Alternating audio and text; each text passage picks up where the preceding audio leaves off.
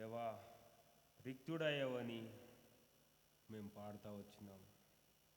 ఎంత గొప్ప త్యాగము ప్రభా, నేను నశించిపోవడం నీకు ఇష్టం కాకుండా మమ్మల్ని ఎలాగైనా రక్షించి ప్రభా పరలోక రాజ్యంలో చేర్చాలంటే అని నీ అత్యున్నతమైన జ్ఞానం ద్వారా ప్రభా ఈ లోకానికి వచ్చినావు. ప్రభా లోకానికి వచ్చింది మాత్రం కాదు దేవా, మా కొరకు రిక్తుడైనందుకు వందనాలు తెలియజేస్తున్నాం. అంతే మాత్రం కాదు ప్రభా, మా కొరకు కల్వారి శిలువలో రక్తం కార్చిన దేవా శరీరం గారాలుగా రుణపడింది. ఆ శరీరం ఆ రక్తము ఎవరిని వచ్చే వరకు నేను జ్ఞాపకం చేసుకునేది ఆ మధ్యలో ఉంచినందుకు వందనాలు తెలియజేస్తున్నాం. ప్రభా ఆ శరీరాన్ని రక్తాన్ని పాల్గొనే ముందు ప్రభా మమ్మల్ని మేము దేవా యోగ్యులుగా పాల్గొంటున్నాను. నీ లేఖన భాగం ద్వారా మాతో మాట్లాడండి, మమ్మల్ని సరిచేయండి ప్రభా. పర సంబంధమైన జ్ఞానం అనుగ్రహించి ఆత్మ నడుపుదల దయచేయండి. తీసుకుని వచ్చిన బిడ్డల కొరకు వందనాలు తెలియజేస్తున్నాం. ఎక్కడ ఇద్దరు ముగ్గురు నామములో కూడి ఉంటారో వాళ్ళ మధ్యలో నేను ఉంటానని సెలవిచ్చినావు ప్రభా. మా మధ్యలో మీరు ఉంటున్నారు. కొంతమంది ఊరు వెళ్ళారు, కొంతమంది ప్రభా రాలేకపోయారు. వాళ్ళందరూ కూడా జ్ఞాపకం చేసుకుని సహాయం చేయమనుకుని కనపడకుండా ప్రతి ఒక్క అంధకార శక్తుల్ని యేసుక్రీస్తు నామములో బంధిస్తున్నాము.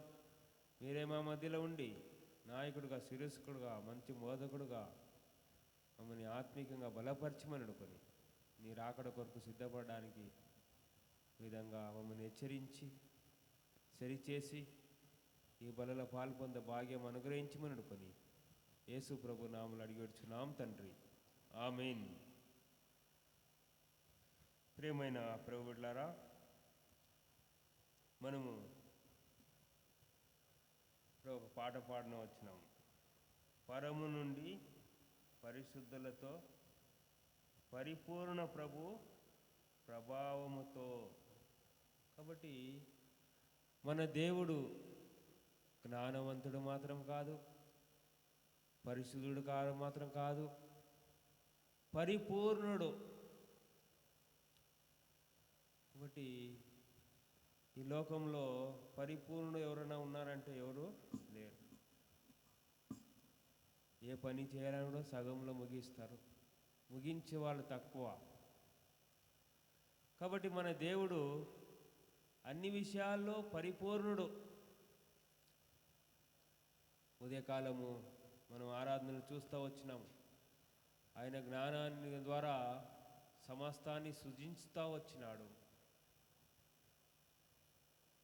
అంతే మాత్రం కాదు, మనం రక్షించబడడానికి పరిపూర్ణ రక్షణ కార్యము కల్వారి శిలువలో జరిగించినాడు. అలాంటి రక్షణ పొందిన మనం కూడా మన దేవుడు ఎలాగ పరిపూర్ణుడో మనం కూడా అలాగ పరిపూర్ణులుగా ఉండాలని దేవుని యొక్క చిత్తము, దేవుని యొక్క ఉద్దేశం. అందుకే మనము చూసేదైతే మత్తయి రాసిన సువార్త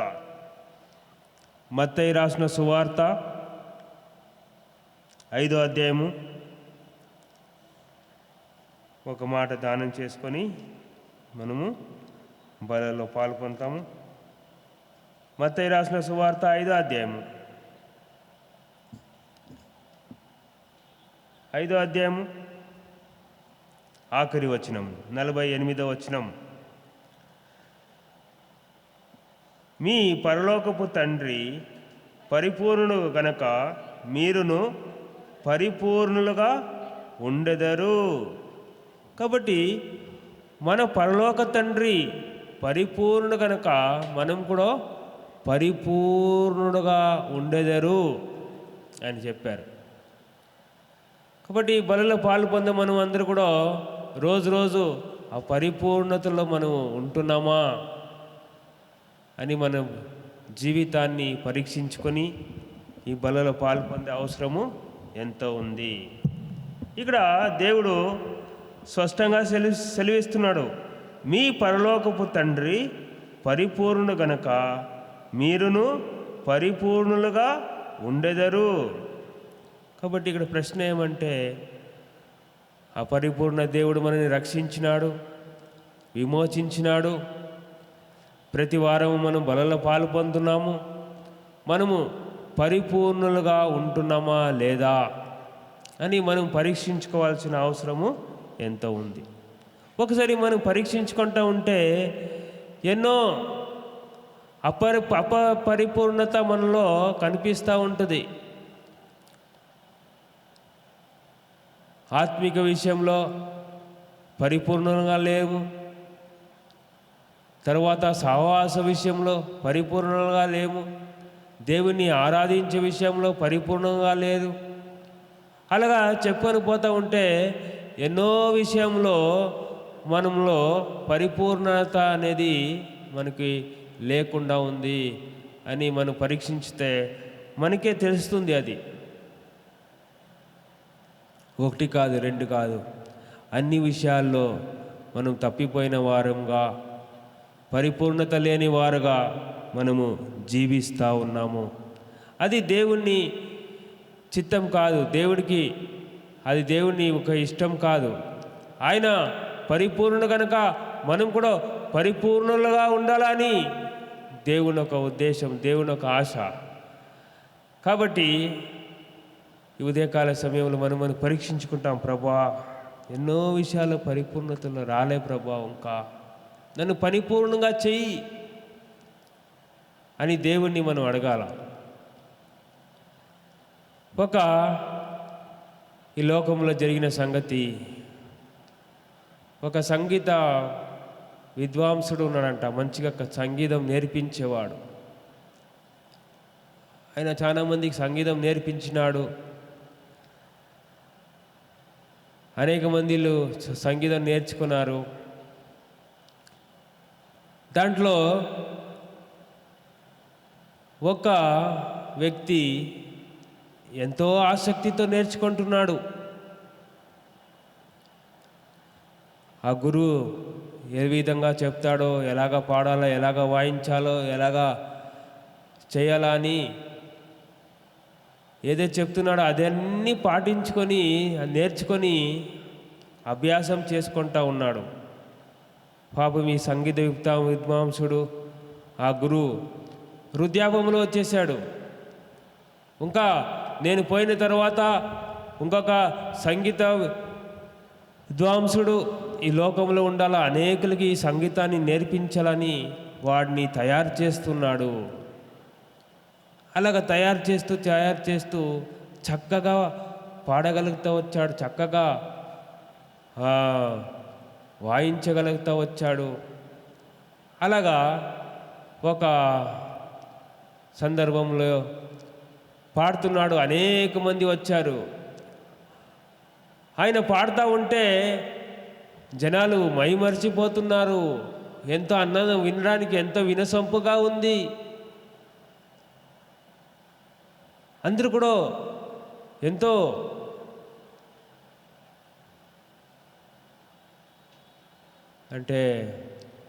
ఎంతో జాగ్రత్తగా వింటున్నారు. విని అమ్మా ఎంత చక్కగా పాడుతున్నాడు, ఎంత చక్కగా పాడుతున్నాడు అని పాడుతుంటాను వింటే వాళ్ళందరూ కూడా వన్స్ మోర్ మరొకసారి పాడండి అని పాడి వినిపించుకుంటా ఉన్నారు. చాలా ప్రజల మధ్యలో పాడుతూ ఉంటే అందరూ ఆనందిస్తున్నారు, సంతోషిస్తున్నారు. అందరూ ఆ పాటను విని అమ్మా ఇంత గాయకుడు ఎక్కడ లేడు అని అనుకుంటుండగా ఒక మూలలో ఒక ముసలాయన కూర్చొని ఏడుస్తున్నాడంట, బాధపడుతున్నాడు. అక్కడ ఉన్న వాళ్ళు చూస్తున్నాడు, ఈ ముసలాయనకి ఈ సంగీతం గురించి ఏమీ తెలియట్లేదు. అందుకే ఇంతగా చక్కగా పాడుతుంటే, ఇంత సంతోషమైన సమయంలో అందరూ సంతోషిస్తూ ఎగురుతూ గంతులేస్తూ ఉంటే ముసలోడు మూలలో కూర్చొని ఏడుస్తున్నాడు. ఆయనకి సంగీతం గురించి ఏం తెలుసు, తెలియలేదు కాబట్టి ఆయన ఆనందించలేకపోతున్నాడు అని అనుకొని మళ్ళీ పాడండి అని పదే పాడిపించుకుంటున్నారు. తర్వాత పాఠాన్ని ముగించింది. మళ్ళీ ఆయన గురువు దగ్గర వస్తాడు. గురువు దగ్గర వచ్చి, గురు ఇంకా బాధపడుతున్నాడు, ఏడుస్తున్నారు అంటే ఇంకా నేను నేర్చుకుంది సరిగా ప్రదర్శించలేదా అంటే, ఇంకా నువ్వు నాలాంటి ఒక స్థాయికి ఇంకా రాలేదు, నువ్వు ఇంకా ఎన్నో తప్పులు ఉంది, దాంట్లో ఎన్నో నేర్చుకోవాల్సింది ఉంది. ఇంతగా నేర్పిస్తే కూడా నువ్వు ఇంకా కొంచెంగానే నేర్చుకున్నావు, ఇంకా నాలాంటి వాడుగా లాగా తయారు కాలేదు నువ్వు అని బాధతో చెప్తున్నాడు. కాబట్టి అది చూసి విని ఆయన కూడా బాధపడుతున్నాడు. అలాగనే మన ఆత్మిక జీవితంలో కూడా దేవుడు ఎన్నో నేర్పిస్తూ ఉన్నాడు, కానీ మనము ఆ ఒక స్థాయికి ఎదగలేకపోతున్నాము, ఆ ఒక సంపూర్ణతలో మనము రాలేకపోతున్నాము. కాబట్టి ప్రియులరా, ఈ మధ్యాహ్న కాల సమయంలో మన బలలో పాలు పొందముందు మనం పరీక్షించుకోవాలా. దేవుడు సంపూర్ణ గనక మనం కూడా సంపూర్ణతలో ఉండాలి. ఆయన సర్వము ఇచ్చాడు, మన కోసము ప్రాణాన్ని ఇచ్చాడు. అలాంటి గొప్ప దేవుడికి, ప్రభువా నువ్వు ఎలాగ ఉండాలని నువ్వు కోరుతున్నావో అలాగ నేను జీవిస్తా ప్రభువా. ఎక్కడెక్కడ సరి చేసుకోవాలని కోరుతున్నావో అదన్నీ కూడా సరి చేసుకుంటావు ప్రభువా అని మనం సరి చేసుకోవాల్సిన అవసరత ఎంతో ఉంది. ఉదయకాలము మనం ఆరాధనలు వింటూ ఉన్నాం. ఆయనకి సమస్తము తెలుసు. మనం కూర్చున్నది తెలుసు, మనం నిల్చున్నది తెలుసు, మన పడక తెలుసు, మన లేచుడు తెలుసు, మన మాటలు తెలుసు, మన క్రియలు తెలుసు. ఆయన అంత జ్ఞానవంతుడు. అలాంటి గొప్ప దేవుడు ఎదుట మనం ఎంతో జాగ్రత్తగా, భయంతో, భక్తితో ఆయన మాట విని మనము సరి చేసుకొని జీవించినప్పుడు మనము పరిపూర్ణతలో వస్తాము. కాబట్టి ప్రియులరా, ఈ ఉదయకాల సమయంలో మనము పరీక్షించుకున్న, ప్రభా పరిపూర్ణతలు లేదు ప్రభా, నువ్వు పరిపూర్ణత అనుగ్రహించి ప్రభా, నామం పేరిట మీరు ఏం అడుగుతారో నేను అది ఇస్తానని సెలవిచ్చినాడు. కాబట్టి ఎన్నో అడుగుతాము, ప్రభా నాకు డబ్బులు లేవు, డబ్బు ఇవి అంటాము, మాకు ఆరోగ్యం లేదు, ఆరోగ్యం ఏమంటాము, మనకి అది లేదు, ఇది లేదు, ఆశీర్వాదం లేదు, ఆశీర్వాదం ఏమంటావు, పిల్లల భాగ్యం లేదు, పిల్లల భాగ్యం అనుగ్రహించమంటావు, ఎన్నెన్నో అడుగుతున్నాము. కానీ ప్రభువా నీ పరిపూర్ణ కంటావు, నా మమ్మల్ని పరిపూర్ణులుగా చేయి ప్రభు అని అడిగేవాళ్ళు తక్కువ. ఎప్పుడైనా మన ప్రార్థనలు అలాగ ప్రార్థన చేసినామా? కాబట్టి ప్రియులరా, మనము ఆ పరిపూర్ణతలో ఉంటే ఆయనకి సంతోషము. లేకపోతే ఆయన కూడా ఆ సంగీత విద్వాంసుడు ముసలాయన ఎలాగా బాధపడతా ఉన్నాడో అలాగా మన దేవుడు కూడా బాధపడతా ఉంటాడు. అయ్యో ఇంకా పరిపూర్ణులు కాలేదే అని బాధపడతా ఉంటాడు. అందుకే మనము పరిపూర్ణులు కావాలని దేవుడు ఆయుష్ని, ఆరోగ్యాన్ని ఇచ్చాడు. పోయిన నెల అంతా కూడా కాపాడాడు.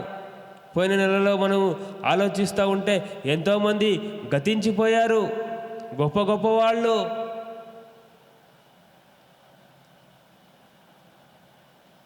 కొంతమంది అనారోగ్యంతో చనిపోతూ వచ్చారు, కొంతమంది కరోనా వైరస్తో చనిపోతూ వచ్చారు, కొంతమంది విపత్తులో చనిపోతూ వచ్చారు, కొంతమంది వరదలు కొట్టుకొని పోయారు. అది ఆ దృశ్యము ఇంకా కళ్ళలో కనిపిస్తుంది. ఒక ఆయన పాలు కొనడానికి బయట పోయిండంట. పాలు కొనడానికి బయట పోతే సడన్గా వరద వచ్చింది. వరదలో ఇట్లా కొట్టుకొని పోతున్నాడు. దాంట్లో కెమెరా పెట్టి చూపిస్తారు, ఇట్లా కొట్టుకొని పోతున్నారు, ఇట్లా పోయి మళ్ళీ ఇట్లా కొట్టుకొని పోతుండు. ఎవరు కాపాడలేని పరిస్థితి. ఆయన చనిపోతానని అనుకోలే. పోయి పాలు తీసుకుని వస్తాము, మంచి ఛాయ్ పెట్టుకొని తాగుతాము అని బయటికి వెళ్ళాడు. లోకం ఒక పరిస్థితి, మన చుట్టూ ఉండే వాతావరణం ఒక పరిస్థితి అలాగ ఉంది. ఇలాంటి పరిస్థితిలో మనని ఎందుకు ఉంచినాడంటే, దేవుడు మనని రక్తం ద్వారా కడిగి విమోచించినది మాత్రం కాదు, మనం ఇంకా పరిపూర్ణత రాలేదని మనకి ఆయుష్ని, ఆరోగ్యాన్ని, సమయాన్ని ఇస్తున్నాడు. మనం దాని కొరకు ప్రయాసపడేవాళ్ళగా మనం ఉండాలని దేవుడు ఉదయకాల సమయంలో మన జ్ఞాపకం చేస్తూ ఉన్నాడు. తర్వాత మొట్టమొదటిది పరిపూర్ణత చూసుకున్నాము. మీకు తర్వాత సమయం లేదు, త్వరగా ముగించాలి కాబట్టి ఇంకా 2-3 వచనాలు చూసుకొని మనం ముందుకు వెళ్తాము. ఎఫెసీయులకు రాసిన పత్రిక 4వ అధ్యాయము 11వ వచనం. ఎఫెసీయులకు రాసిన పత్రిక 4:11 నుంచి కొన్ని వచనాలు చదువు. మనమందరము విశ్వాస విషయంలోనూ దేవుని కుమారుని గూర్చిన జ్ఞాన విషయంలోనూ ఏకత్వం పొంది సంపూర్ణ పురుషులాగున్నట్లు, అనగా క్రీస్తునకు కలిగిన సంపూర్ణతకు సమానమైన సంపూర్ణ గలవారు అట్లకు ఆయన ఇలాగ నియమించెను. పరిశుద్ధులు క్రీస్తు శరీరము క్షేమాభివృద్ధి చెందుటకును పరిచర్య ధర్మం దొరకటకును ఆయన కొన్ని అపోస్తలుగాను, కొందరిని ప్రవక్తలుగాను, కొందరిని సువార్తికులుగాను, కొందరిని కాపరులుగాను, ఉపదేశకులుగాను నియమించెను. కాబట్టి ఇక్కడ మనం చూస్తూ ఉంటే 11వ వచనంలో దేవుడి వాక్యము ఇలాగా ఉంది. పరిశుద్ధులు సంపూర్ణములాగున్నట్లు క్రీస్తు శరీరము క్షేమాభివృద్ధి చెందుటకును పరిచర్య ధర్మను జరిగించుకొను ఆయన కొందరిని అపోస్తలును గాను, కొందరిని ప్రవక్తలు గాను. కాబట్టి ప్రియులరా, పరిశుద్ధులు మనమందరూ కూడా పరిశుద్ధులమే. దేవుడి ద్వారా రక్తం ద్వారా కడిగి పరిశుద్ధపరచబడినాము. మనం ఇప్పుడు రావాలంటే సంపూర్ణమగునట్లు క్రీస్తు శరీరము క్షేమాభివృద్ధిని చెందుటకును పరిచర్య ధర్మము జరిగించుటకును ఆయన కొందరిని అపోస్తలుని, కొందరిని ప్రవక్తలని, కొందరిని సువార్తికులను, కొందరిని కాపరులుగాను, తర్వాత ఉపదేశాలుగాను నియమించెను. కాబట్టి దేవుడు అలాగా మరి ఎన్నో సదుపాయాలు చేస్తున్నాడు. ఎంతో ప్రవక్తలు ఉన్నారు. మనం చూస్తాము బైబిల్ గ్రంథంలో ప్రవక్తలు ప్రవేశించారు. ఇలాగ జరుగుతుంది, జాగ్రత్త పడని ప్రవక్తిస్తూ ఉంటారు. కొంతమంది సేవకులు ఎంతోమంది రక్షణ కొరకు ప్రయాసపడుతున్నారు. మారు మనసు పొందుడి. కొంతమంది ఉపదేశకులు ఉపదేశిస్తున్నారు. బైబిల్లో ఉండే గ్రంథాన్ని కూడా ధ్యానించుకొని వాళ్ళు ఉపదేశించున్నారు. ఎందుకు ఇవన్నీ కూడా చేస్తున్నారంటే మనము పరిపూర్ణులాగుటకు దేవుడు అలాగా చేస్తున్నాడు. కాబట్టి ప్రియులరా, ఇన్ని సౌకర్యం ఇచ్చినా కూడా మనం పరిపూర్ణంగా కాకపోతే అది దేవుడిని తప్పు కాదు, మనదే తప్పు. మనమే ఎక్కడో పొరపాటు పడినాము, మనమే ఎక్కడో శ్రద్ధ పెట్టట్లేదు, మనమే ఎక్కడో నేర్చుకోవట్లేదు, మనమే ఎక్కడో తప్పిపోతున్నాము. అందుకే 13వ వచనంలో మనమందరము విశ్వాస విషయములో దేవుని కుమారుని గూర్చిన జ్ఞాన విషయమును ఏకత్వం పొంది సంపూర్ణ పురుషులమగుటకు, అనగా క్రీస్తునకు కలిగిన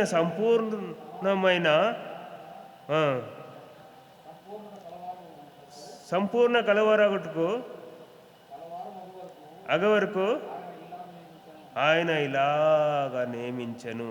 కాబట్టి సమానమైన పురుషత్వము గలవారగుటకు ఆయన ఇలాగా నియమించెను. తర్వాత పైన చూస్తే క్రీస్తుకు కలిగిన పరిపూర్ణమైన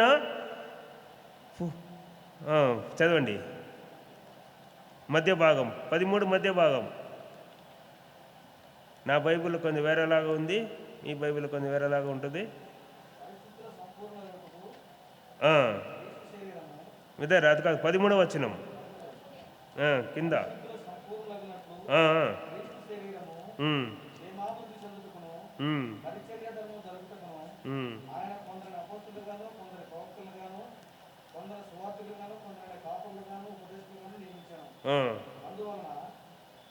అందువలన మనం ఇక మీదట పసిపిల్లలమై ఉండి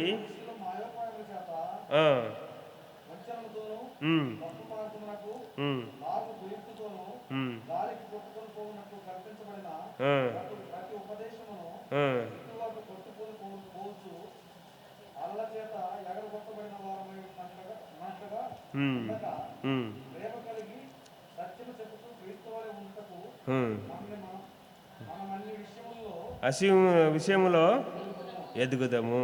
కాబట్టి మనం అన్ని విషయంలో క్రీస్తు లాంటి సత్యము చేత క్రీస్తు వలె ఉండుటకు మనం అన్ని విధములో ఎదుగుదాము అని అంటాము. తర్వాత మన క్రీస్తు పరిపూర్ణ కనుక మనం కూడా పరిపూర్ణమైన వారుగా మనం ఉండాలని దేవుడు కోరుచున్నాడు. కాబట్టి ప్రియులరా, ఎన్నో సదుపాయాలు ఇచ్చాడు. కాబట్టి మనము ఆ సదుపాయాన్ని ఉపయోగించుకొని సత్యములో తర్వాత క్రీస్తు వలె ఉండుటకు మనము అన్ని విషయంలో ఎదుగుతూ ఉండాలి రోజు రోజు. ఇది ఒక రోజుతో పోయేది కాదు. ఈ లోకంలో చదివే వాళ్ళు ఉన్నారు, చదువుతూనే ఉన్నారు. ముసలైన వాళ్ళు కూడా చదువుతూనే ఉన్నారు. ఎంతోమంది ఇంకా తెలుసుకోవాలని ఎన్నో ప్రయత్నం పడుతున్నారు. మన రాజ్యాంగం రాసుకున్న డాక్టర్ అంబేద్కర్ ఎంతో చదువుతూ వచ్చాడు. ఎంత చదువుతున్నాడంటే దాదాపు రోజుకి 18 గంటలు చదివేవాడంట. ఒకరోజు లైబ్రరీలో కూర్చొని చదువుతూ ఉంటే నిశ్శబ్దంగా చదువుతున్నాడు, ఎవరు కనపడలేదు. ఆ తెలియక లాక్ వేసుకొని లైబ్రరీ మూసేసి వెళ్ళిపోయారు. రాత్రి అంతా అక్కడే ఉన్నాడు, రాత్రి అంతా చదువుతున్నాడు. అలాగా కారణం ఏంటంటే ఇంకా తెలుసుకోవాలా, ఇంకా నేను జ్ఞానంలో ఎదగాల అని. ఆ విధంగా మనం కూడా అలాంటి ఆసక్తి కలిగి మనం నేర్చుకునే వాళ్ళగా ఉండాలా, ఎదిగే వాళ్ళగా ఉండాలా. అప్పుడే మనము ఏమవుతామంటే క్రీస్తు వలె ఉండుటకు అలాగా చేయాలా. మనం ఏం ప్రయాసపడతాము? ఏదో వస్తాము, పోతాము, ఏదో తింటాము, 4 మాటలు చెప్పి దేవుడిని ఆరాధిస్తాము, అయిపోతుంది. కాబట్టి మనం ఎదగాల, అది దేవుని ఆశ. ఎప్పుడైతే మనం ఎదుగుతామో అప్పుడే మనము పరిపూర్ణులుగా అవ్వగలుగుతాము. తర్వాత ఇంకొక మాట చూస్తాము. ఫిలిప్పీ రాసిన పత్రిక 3వ అధ్యాయము. ఫిలిప్పీ రాసిన పత్రిక 3వ అధ్యాయము 12వ వచనం నుంచి కొన్ని మాటలు చదువుకుంటాము. 3:12